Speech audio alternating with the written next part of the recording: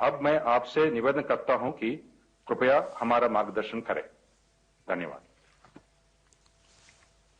नमस्कार। कैबिनेट के मेरे सभी साथियों, फाइनेंस और इकोनॉमिक एक्सपर्ट्स, स्टेक होल्डर्स, देवी और सज्जनों, मैन्युफैक्चरिंग और एक्सपोर्ट पर यह बजट वेबिनार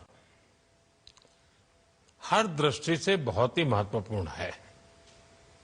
आप जानते हैं, ये बजट हमारी सरकार के तीसरे कार्यकाल का पहला पूर्ण बजट था। इस बजट की सबसे खास बात रही अपेक्षाओं से अधिक डिलीवरी। कई सेक्टर्स ऐसे हैं जहां एक्सपर्ट्स ने भी जितनी अपेक्षाएं की थी उससे बड़े कदम सरकार ने उठाए और आपने बजट में देखा है। मैन्युफैक्चरिंग और एक्सपोर्ट को लेकर भी बजट में महत्वपूर्ण फैसले किए गए हैं। साथियों, आज देश एक दशक से भी ज्यादा समय से सरकार की नीतियों में इतनी कंसिस्टेंसी देख रहा है। बीते 10 वर्षों में भारत ने लगातार रिफॉर्म्स, फाइनेंशियल डिसिप्लिन, ट्रांसपेरेंसी और इंक्लूसिव ग्रोथ को लेकर अपनी प्रतिबद्धता दिखाई है। कंसिस्टेंसी और रिफॉर्म्स का एश्योरेंस एक ऐसा बदलाव है जिसकी वजह से हमारी इंडस्ट्री के भीतर नया आत्मविश्वास आया है। मैं मैन्युफैक्चरिंग और एक्सपोर्ट से जुड़े प्रत्येक स्टेक होल्डर को ये विश्वास दिलाता हूं कि ये निरंतरता आने वाले वर्षों में ऐसी ही बनी रहेगी। आप मेरे पूरे विश्वास के साथ मैं आपसे आग्रह करता हूं, पूरे आत्मविश्वास से निकल पड़िए, बड़े कदम उठाइए। देश के लिए मैन्युफैक्चरिंग और एक्सपोर्ट ये नए एवेन्यूज हमने ओपन करने चाहिए। आज दुनिया का हर देश भारत के साथ अपनी इकोनॉमिक पार्टनरशिप को मजबूत करना चाहता है। हमारे मैन्युफैक्चरिंग सेक्टर्स को इस पार्टनरशिप का ज्यादा से ज्यादा लाभ उठाने के लिए आगे आना चाहिए। साथियों, किसी भी देश में विकास के लिए स्टेबल पॉलिसी और बेहतर बिजनेस एनवायरनमेंट बहुत जरूरी है। इसलिए कुछ वर्ष पहले हम जन विश्वास एक्ट लेकर आए। हमने कंप्लायंसेस को कम करने का प्रयास किया। केंद्र और राज्य स्तर पर 40,000 से ज्यादा कंप्लायंसेस खत्म किए गए। इससे ईज ऑफ डूइंग बिजनेस को बढ़ावा मिला और हमारी सरकार ये मानती है कि एक्सरसाइज निरंतर चलती रहनी चाहिए। इसलिए हम सिंप्लीफाइड इनकम टैक्स की व्यवस्था लेकर आए। हम जन विश्वास 2.0 बिल पर काम कर रहे हैं। नॉन फाइनेंशियल सेक्टर के रेगुलेशंस को रिव्यू करने के लिए एक कमेटी का गठन का भी निर्णय हुआ है। हमारा प्रयास है कि इन्हें मॉडर्न, फ्लेक्सिबल, पीपल फ्रेंडली और ट्रस्ट बेस्ड बनाया जा सके। इस एक्सरसाइज में इंडस्ट्री की बहुत बड़ी भूमिका है। आप अपने अनुभवों से उन समस्याओं की पहचान कर सकते हैं जिनके समाधान में ज्यादा समय लगता है। आप प्रोसेसेस को और ज्यादा सरल बनाने के सुझाव दे सकते हैं। आप गाइड कर सकते हैं कि कहां पर टेक्नोलॉजी का उपयोग करके हम जल्दी और बेहतर परिणाम हासिल कर सकते हैं। साथियों, आज दुनिया राजनीतिक अनिश्चितता के दौर से गुजर रही है। पूरी दुनिया भारत को एक ग्रोथ सेंटर के तौर पर देख रही है। कोविड संकट के दौरान जब ग्लोबल इकोनॉमी में मंदी आई, तब भारत ने ग्लोबल ग्रोथ को रफ्तार दी। ये ऐसे ही नहीं हो गया। हमने आत्मनिर्भर भारत के विजन को आगे बढ़ाया और रिफॉर्म्स की अपनी गति को और तेज किया। हमारे प्रयासों से इकोनॉमी पर कोविड का प्रभाव कम हुआ। इससे भारत को तेज गति से बढ़ने वाली अर्थव्यवस्था बनाने में मदद मिली।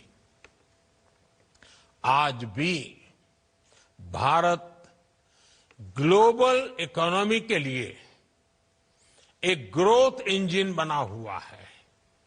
यानी भारत मुश्किल से मुश्किल हालातों में अपने रेजिलियंस को साबित कर चुका है।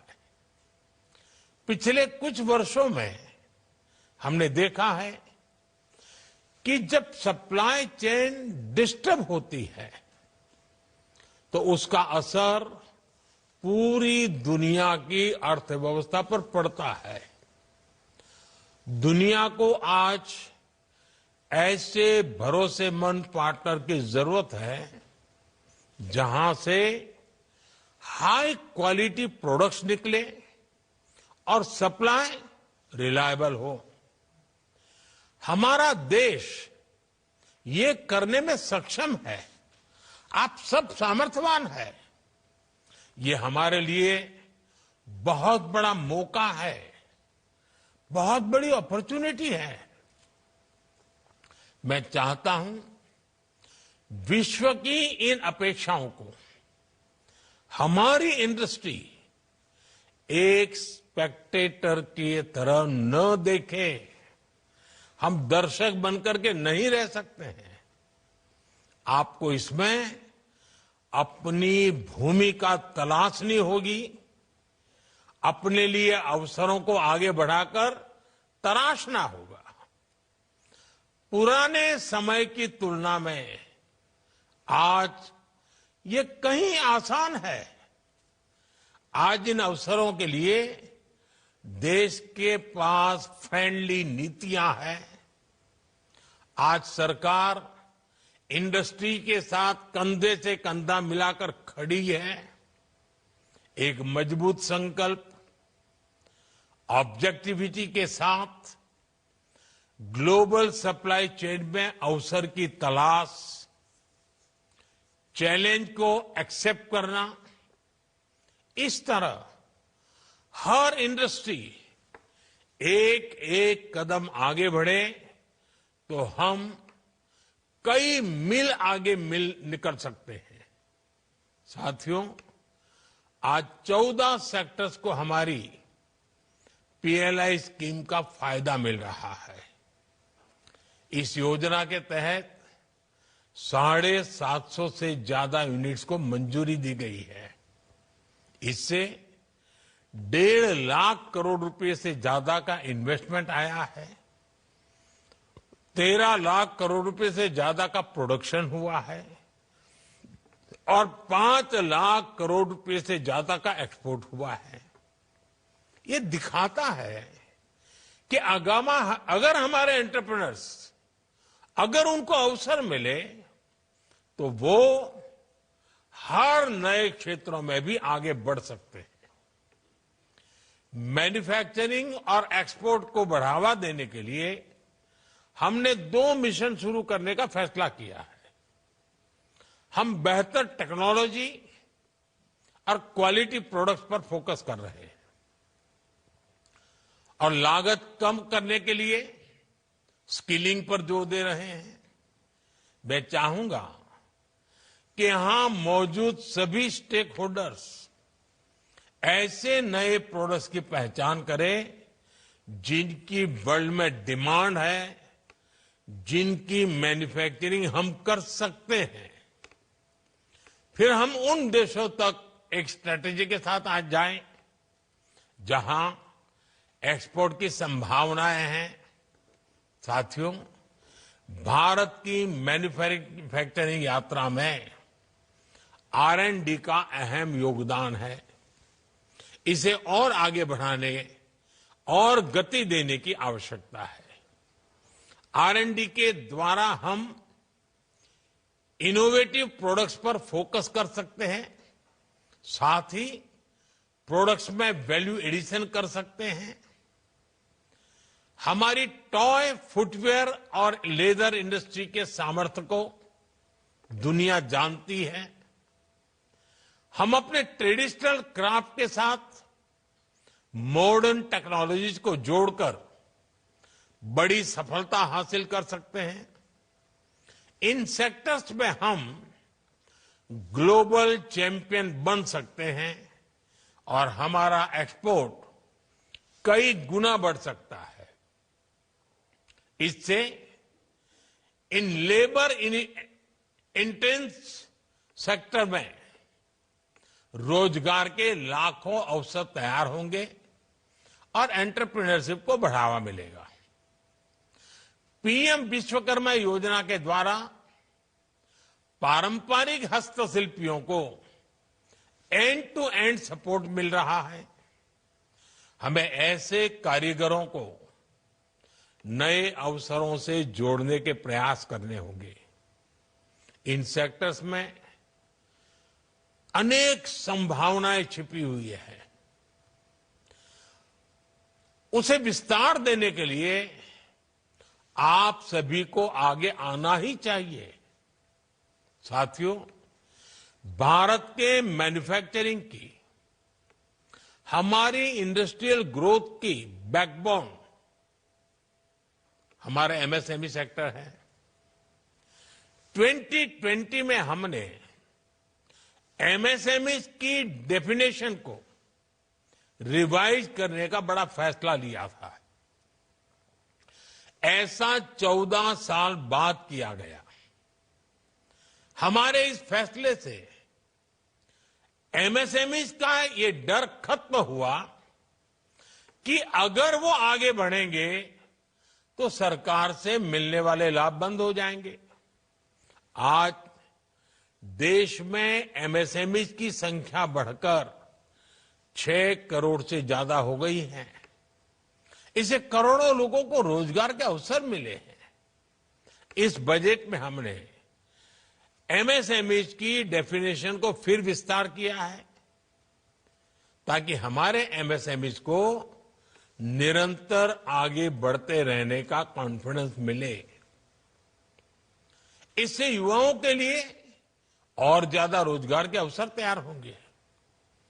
हमारे एमएसएमई के सामने सबसे बड़ी समस्या ये थी कि इन्हें लोन आसानी से नहीं मिलता था।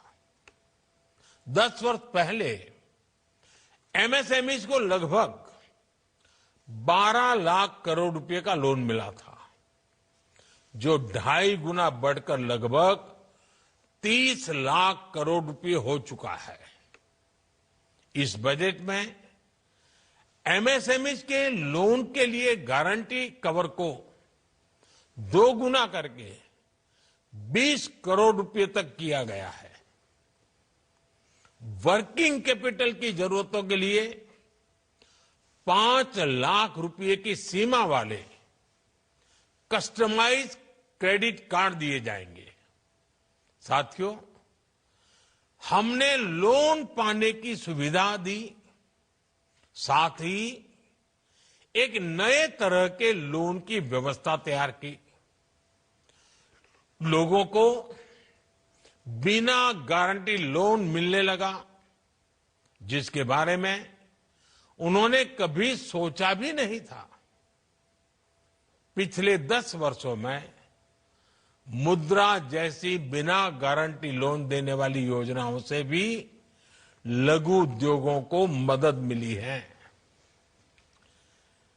ट्रेड्स पोर्टल के द्वारा लोन से जुड़ी कई समस्याओं का भी समाधान हो रहा है। साथियों, अब हमें क्रेडिट डिलीवरी के लिए नए मोड विकसित करने होंगे। हमारा प्रयास होना चाहिए कि हर एमएसएमई की पहुंच लो कॉस्ट और टाइमली क्रेडिट तक हो सके। महिला, एससी और एसटी समुदाय के 5 लाख फर्स्ट टाइम एंटरप्रेन्योर्स को 2 करोड़ रुपए को उसका लोन दिया जाएगा। फर्स्ट टाइम एंटरप्रेन्योर्स को सिर्फ क्रेडिट सपोर्ट ही नहीं चाहिए, बल्कि उसे गाइडेंस की भी जरूरत होती है। मैं समझता हूं इंडस्ट्री को ऐसे लोगों की मदद करने के लिए एक मेंटरशिप प्रोग्राम बनाना चाहिए।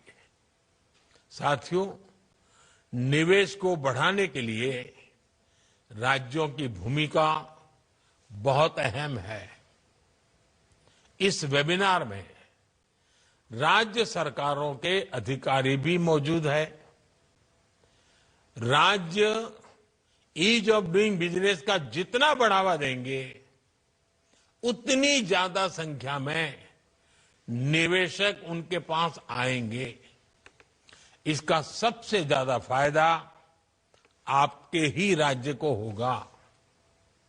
राज्यों के बीच ये कंपटीशन होना चाहिए, कौन इस बजट का ज्यादा से ज्यादा फायदा उठा पाता है।